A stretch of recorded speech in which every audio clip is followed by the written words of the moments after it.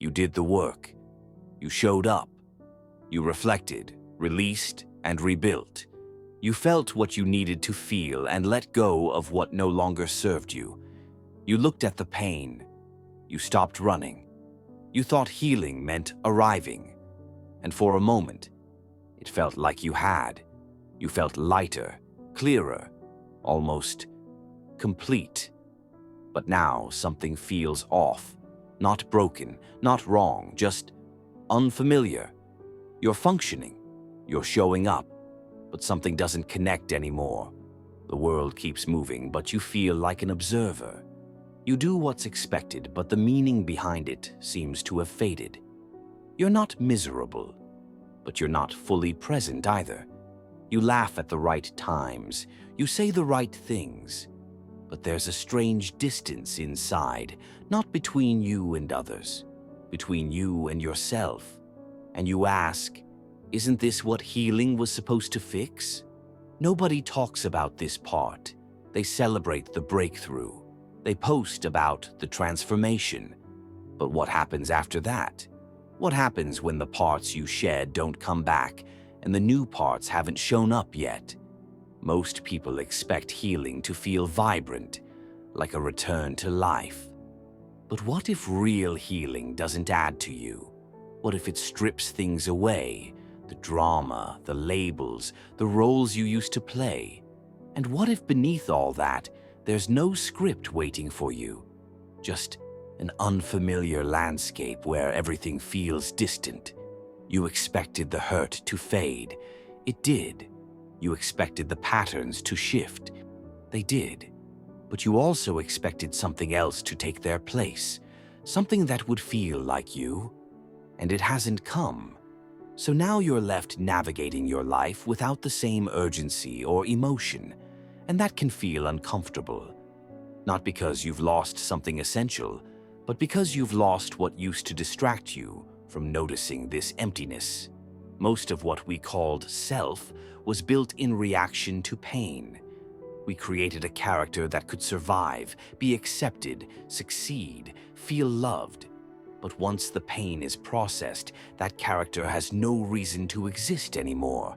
And the oddest thing happens. You start to lose interest in the very things that used to define you.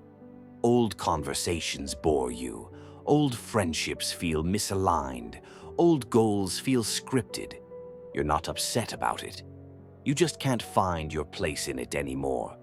And in that space, you wonder, am I disappearing? Am I getting worse? Is something broken? Here's the uncomfortable truth. You're not getting worse. You're actually seeing yourself more clearly. And what you're seeing isn't something new. It's what was always underneath, unaffected, unscripted. You're not fading. You're shedding. The version of you that was designed for survival is stepping aside, and what's left feels unshaped. This isn't a breakdown, it's a transition.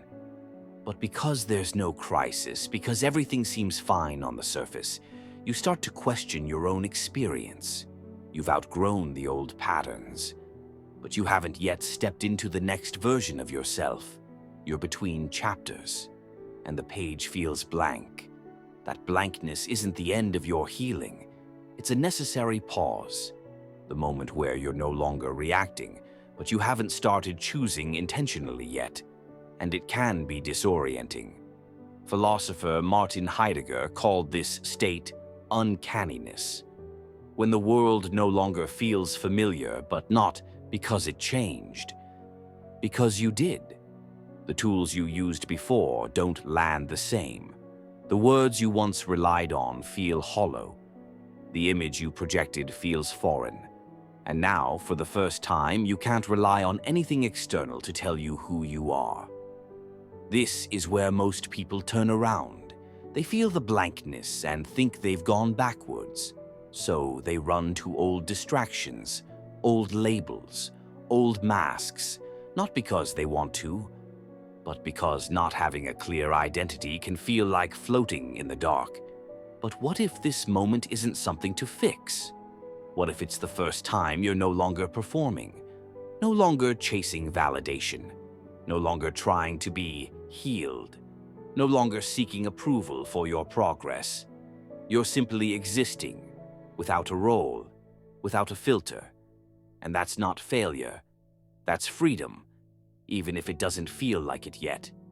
We've been conditioned to believe that feeling disconnected is bad, that if something isn't emotionally charged, it's wrong. But there's a difference between emptiness and spaciousness, between being lost and no longer being constrained. Carl Jung understood this well. He spoke of individuation not as a journey toward happiness, but toward authenticity. Not adding layers, but removing illusions. And when the illusions fall away, you don't become someone better. You become someone real. But real isn't flashy. Real isn't loud. Real isn't easily described or captured. Real is often unremarkable to the outside world because it no longer needs to be seen. So if you're standing in the afterglow of healing and everything feels flat and you can't seem to find your spark again, don't assume something is wrong. You're not backsliding. You're not broken. You're just in the part of the path where you stop being who you were and haven't yet met who you're becoming. There's no manual for this, no list, no label. There's just you and the life that's beginning to take shape without the old scripts. You're not failing. You're finally free from needing to explain yourself to the world. Let that be enough. Let the stillness between stories be the place where your real self begins to breathe.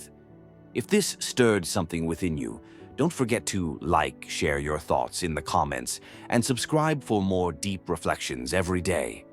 This is Deep Thoughts Daily. Thank you for watching, and keep thinking deeper.